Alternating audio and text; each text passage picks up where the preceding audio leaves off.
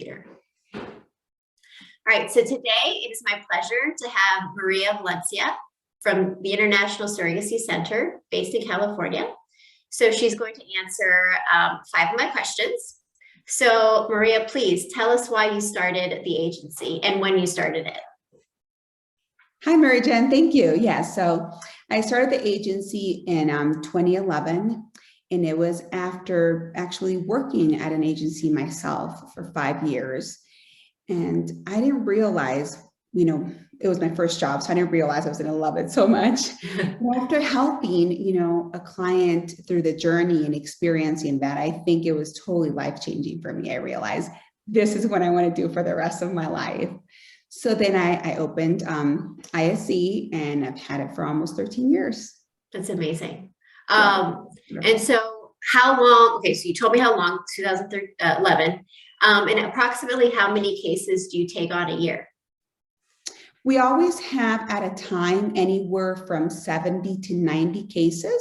Oh my goodness. Yes, they kind of overlap. So it's hard to see in a year. It could be probably, 80 to 100 in a year. It just depends, but they kind of, because they're ongoing, they could be 15 to, 24 months. It just depends how long, if it takes 1 cycle or 2 cycles, hopefully not 3 cycles. Yeah. So that's the average. Oh, that's amazing. Oh my goodness. So for any potential IPs or surrogates, would you please provide a summary of the benefits that you guys offer?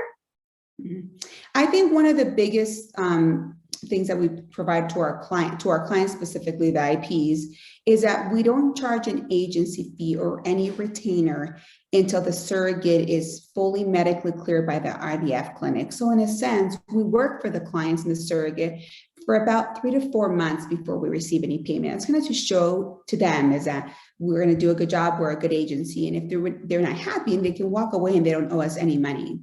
And for our surrogates, the most important thing we offer to them is a customer service to feel that it's a family and we care. We're there for them every step of the way. They have their case manager's cell phone number. They can call her at any time, if needed. So customer service is probably our number 1 thing. Wow, that's incredible. I don't think I've ever heard of an agency not charging anything until the surrogate was medically cleared. Yeah, that's really awesome. Common. I'm not even sure if other agencies do it. I don't think it's very common in the industry because, it's a bummer if it doesn't work out. But yeah, honestly, 99% of our matches work out. But we take a lot of time and effort in making sure we match the right surrogate with the right intended parent and vice versa. That's wonderful. Okay. Would you please provide an example of a time where there was an issue during the surrogacy journey and you or someone from your agency handled it? Well, I'll give you 2 examples, one from an IP side and one from a surrogate side. Okay. And the surrogate is, she was traveling and her layover was in Texas because she lives in New Jersey. And there was some sort of power outage or power issue in Texas. It was like all over the news, and all the airlines were like shut down, having issues, canceling flights. And it was really important for her to make it home because one of her kids had this big school event that she needed to be at. And we literally had to book her 4 different flights. And we just booked a bunch and said, whatever works, and we'll lose the money on the other ones because it was so stressful. She had already had her flight canceled twice. And the poor girl I said, nope. I said, we are going to get you home. Oh, wow. So we went online and purchased 4 tickets. And we told the parents, this is on us. Like, we just want to help her and make it right because she was really stressed out. And we got her home on time and, everything was great, but it was pretty stressful for sure. Oh, that's wonderful. That's so nice. And so, yeah, that's great. And so she was traveling for like personal reasons? No, she was traveling, to the IVF clinic. So. Oh, okay. So this was just, okay. Had her embryo transfer in California, living in New Jersey, and the layover was in Texas. I see. And for some reason, that's like the stop between New Jersey, I guess for a few of the, US airlines. That was like kind of like where they do the layovers. Mm-hmm. So we had to book several flights and make it work and get her out of there. Okay, I see. And you don't want her to be stressed during that. Especially after an embryo. Yeah, exactly. And from the IP side, this is a very unique one, but it's happened already to to us 3 times. Mhm. And I think it's not talked about very often. And it's when a lot of time, you know, as women, when we go through a pregnancy, our hormones change. I mean, like what we like, things that bother us and annoy us.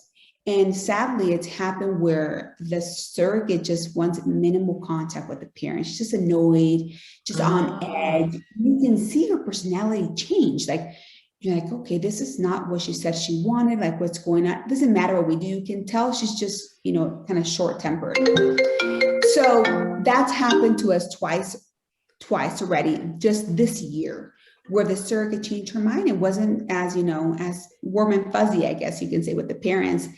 And one of them at the end said, I'm sorry. She said, my hormones just were completely, you know, out of whack. I don't know what happened to me during those last few months.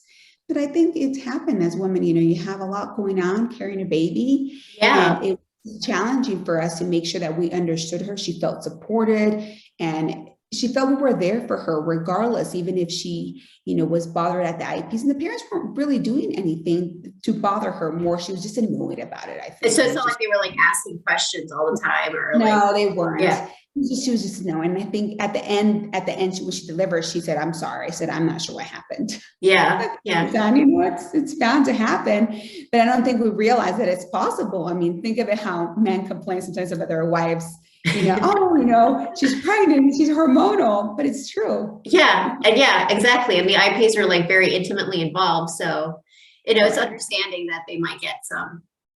Yes. Yes. Okay. And our last question, what makes your agency unique?